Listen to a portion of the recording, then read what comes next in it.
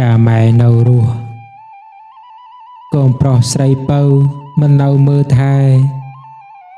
ឥឡូវម៉ែសូនបែកូនមាសស្នេហ៍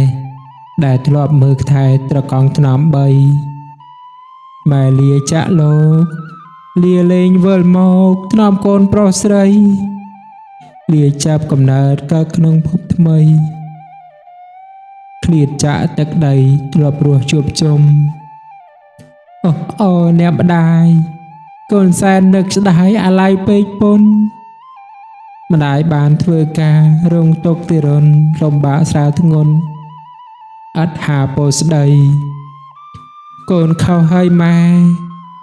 ដឹងខ្លួនយូរដែរតែមិនបានធ្វើព្រោះតែរវល់កូនមិនអើពើមិនគិតខំមើលថែអ្នកមានគុណហេតុនេះសូមផ្ដាំចូលកូនត្រូវចាំបណ្ដាំសាសនាទ្រង់ត្រាស់ទេសនាទូមានផ្ដៅយើងថាមេត្តាបិតាជាព្រះខាងដើមចូលកូនគោរពបូជាថ្ងៃយប់គ្រប់ពេលទាំងឡាយមិនគួរប្រហែស